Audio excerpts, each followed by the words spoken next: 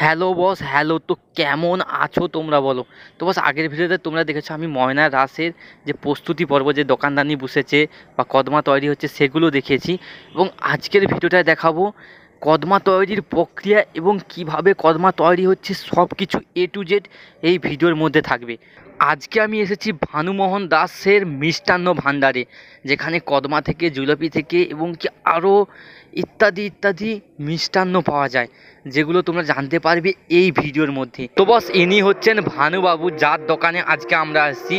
এনার দোকান থেকেই আমরা দেখবো আজকে কদমা তৈরি, বাতাসা তৈরি এবং কি এনার দোকানে কি কি পাওয়া যায়, তাছাড়া এনার ব্যবসায়ী জীবনের কিছু কাহিনী আমরা সব কিছুই শুনবো আজকে এনার কাছ থেকে। ব্যবসা করি, হ্যাঁ, আমার সততাই মূলধন আর ব্যবসা আমার জীবিকা। হ্যাঁ, আচ্ছা, এবং আমি খদ্দেরকে খুব ভালোবাসি, সেই জন্য খদ্দের আমার কাছে কদমা, বাতাসা, মুগের জিলাপি, খামির জিলাপি, খাজা, খাস্তা, গঞ্জা, এইগুলি বিভিন্ন রকম মিষ্টি তৈরি করি। আমি আজ 70 বছর এই বিজনেস করে ভাত খাই। আমি তোমাদেরকে এই যে দোকানের লোকেশনটা আমি তোমাদেরকে দেখাচ্ছি। এই যে সামনে দেখতে হবে তোমরা 1 নম্বর গেট। এই 1 নম্বর গেট থেকে এই সামনের দোকানগুলো তো কদমা বিক্রি হচ্ছে। এই ঠিক ওই দোকানগুলো পেরিয়ে এলে তোমরা দেখতে হবে এই যে দোকান, এখানে দেখো জুলাই ভাজা হচ্ছে এবং মিষ্টি সব কিছু, অনেক কিছুই রয়েছে, যেগুলো নাম সব কিছু বলা সম্ভব নয়। এবং এখানে দেখো যে বিখ্যাত কদমা এবং ওখানে কদমা তৈরি হচ্ছে। তোমরা এই দোকানে আসো এবং এখানে খুব সস্তায় কদমা মিষ্টি পাওয়া যাচ্ছে, তোমরা কিনে নিয়ে যাও। এবং ঠাকুরের কাছে পুজো দেওয়ার জন্য বাতাসা সব কিছুই পাওয়া যাচ্ছে, তোমরা অবশ্যই এই দোকানে আসবে। আচ্ছা, এই কদমা কি দিয়ে, মানে কি সরঞ্জাম দিয়ে বানানো হয়? সরঞ্জাম বলতে প্লেন চিনি আর লেবু রস। আচ্ছা, এই বছর কদমা কত করে যাচ্ছে? 120 টাকা কিলো। 120 টাকা। এই সর্বোচ্চ কত বড় হয়? যত বড় করবে 2 কেজি, 4 কেজি, 5 কেজি বড় বড় হয়। মানে অর্ডার দিয়ে গেলে আপনারা 4-5 কেজিও করে দেবে? আচ্ছা, তোমরা শুনলে যে এখানে এবছর চলছে 120 টাকা, 120 টাকা কিলো চলছে।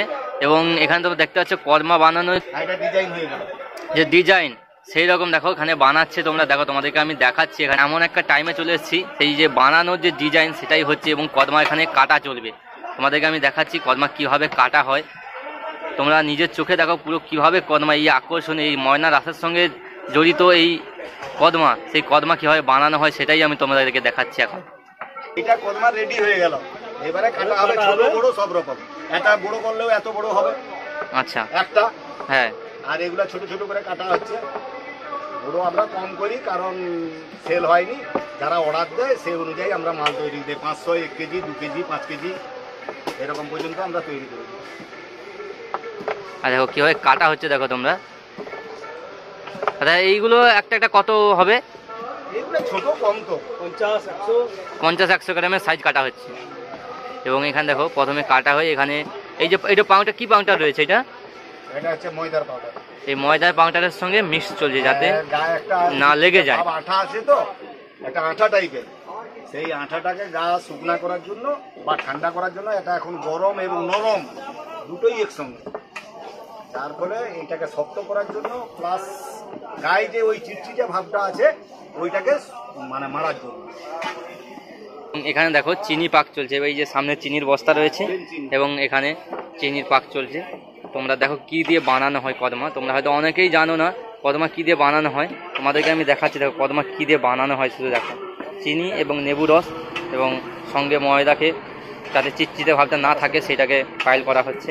তোমার সামনে প্রথমেই দেখতে পেলে ওখানে বাঁশের সঙ্গে এই যে সাদা ভাবটা আনার জন্য সেটাকেই, তাই তো? এইটা সাদা ভাবটা আনার জন্য এই জন্য বাঁশে টানতে হয়। শুনলে এই যে সাদা ভাবটা, তোমরা ভাবো হয়তো সাদা ভাবটা কোনো ফুড কালার বা কোনো কালার মেশানো হয়, সেটা তো নয়। ওই বাঁশে টেনে টেনে এই কালারটা আনা হয়। দেখো চিনিকে কীভাবে বাঁশে টেনে টেনে পাক করে এই কালারটা এনেছে, দেখো শুনো। আর এইখানে যে আকর্ষণীয় বাতাসা, সেই বাতাসাও নাকি খুব বড় বড় হয়, যেটা আমি শুনেছি। এখানে দাদাকে জিজ্ঞেস করলাম, দাদা বলে হ্যাঁ আমাদের এখানে বাতাসাও হয় খুব বড় বড়। তো তোমাদেরকে বাতাসার যে তৈরি হয়, যে এত বড় বড় বাতাসা, একটা বাতাসা কত সাইজের হয়, যেমন কত কিলো? 1 কিলো 1200। আর বড়ও হয়? মানে যেগুলো অর্ডার মানে যেগুলো চলে বেশি সেগুলোই বানানো হয়। এতক্ষণ তোমাদেরকে দেখালাম কদমা কীভাবে তৈরি হচ্ছে, কদমা কীভাবে কাটা হচ্ছে, সব কিছু A to Z তোমাদেরকে দেখেছি। আর এখন তোমাদেরকে দেখাবো বাতাসা কীভাবে তৈরি হচ্ছে, বাতাসা কীভাবে পাক হচ্ছে। সামনে যে দাদাভাইকে দেখতে পাচ্ছ, এই দাদাভাইয়ের কাছ থেকে জেনে নেব বাতাসা কী কী দিয়ে তৈরি হয়। আবার এখানে কত বড় বড় বাতাসা তৈরি হয়? 500 গ্রাম। 500 গ্রাম, এর চেয়েও বড় হয়? এর চেয়েও বড় যদি কেউ অর্ডার দেয় করে দেওয়া যায়। আর এই বাতাসা কী কী দিয়ে তৈরি হয়?